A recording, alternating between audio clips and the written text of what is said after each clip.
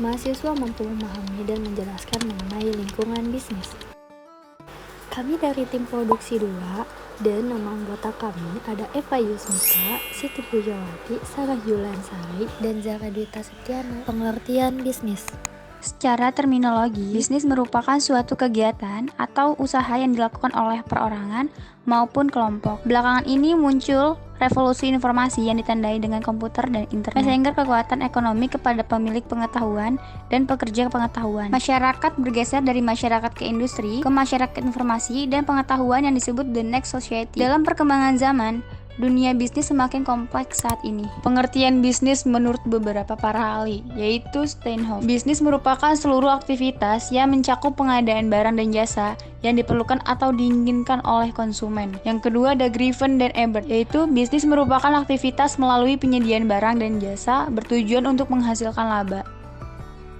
Dari beberapa pengertian tersebut dapat disimpulkan bahwa bisnis merupakan suatu aktivitas yang dilakukan oleh seseorang atau sekelompok orang untuk menyediakan barang dan jasa dengan tujuan untuk memperoleh keuntungan. Entrepreneur adalah orang yang berusaha menggunakan waktunya dengan menanggung resiko dalam menjalankan kegiatan bisnisnya. Entrepreneur harus mengombinasikan 4 macam sumber, yaitu ada material, humas, finansial, dan informasi.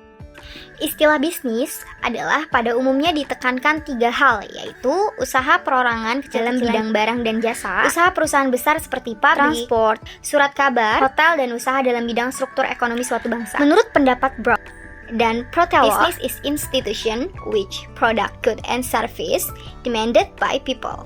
Artinya, bisnis adalah suatu lembaga yang menghasilkan barang dan jasa yang dibutuhkan oleh masyarakat. Lembaga bisnis pun akan meningkat perkembangannya dalam melayani masyarakat. Tambahkan subjudul pengertian yang dihasilkan dan diperdagangkan dalam kegiatan bisnis, tangible goods. Artinya, barang-barang yang dapat diamati oleh panca indera manusia, contohnya seperti mobil, motor, dan rumah. Yang kedua adalah tangible goods atau jasa, produk yang tidak dapat dilihat secara kasat mata, tetapi dapat dirasakan manfaatnya setelah konsumen menggunakan jasa tersebut, seperti jasa guru, pengacara, dan dokter. Fungsi aktivitas bisnis, yaitu yang pertama adalah acquiring raw materials, artinya memperoleh bahan baku.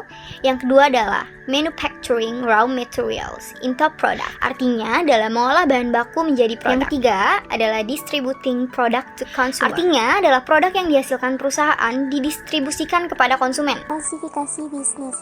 Secara umum, ada 9 kegiatan bisnis yang tercantum dalam Klasifikasi Lapangan Usaha Indonesia atau KLUI 1997. Yang pertama ada usaha pertanian usaha, kedua produksi bahan mentah, ketiga industri atau manufaktur, keempat konstruksi, kelima usaha perdagangan besar, eceran, rumah makan dan akomodasi, 6 usaha angkutan, pergudangan dan konsumsi, 7 usaha finansial, 8 usaha jasa, 9 usaha yang dilakukan oleh pemerintah. Tujuan organisasi bisnis pada dasarnya meliputi 1. Menghasilkan barang dan jasa secara efisien berbasis pemenuhan kepuasan konsumen. 2. Menciptakan kinerja yang menguntungkan bagi perusahaan melalui aktivitas yang dapat menciptakan nilai bagi perusahaan. 3. Melindungi kesehatan dan kesejahteraan karyawan. Melatih menjadi warga masyarakat yang baik dalam kaitannya dengan masyarakat dan dalam bertetangga.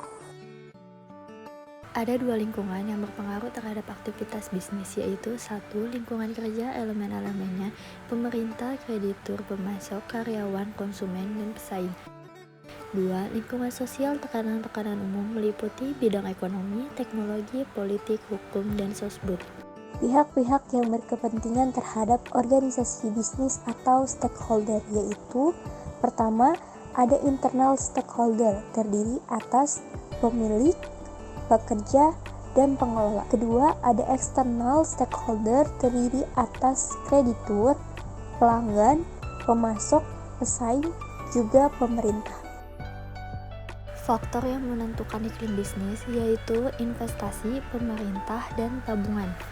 Kesimpulan, semua bisnis beroperasi dalam satu lingkaran eksternal yang terdiri dari segala sesuatu di luar batas-batas organisasi yang mungkin mempengaruhinya. Sebuah gambaran lengkap tentang lingkungan organisasi perusahaan akan mencakup unsur-unsur yaitu kondisi ekonomi, teknologi, pertimbangan politik, hukum, isu sosial, lingkungan global, isu tanggung jawab atas etis dan sosial, lingkungan bisnis itu sendiri, dan sejumlah tantangan dan peluang yang muncul.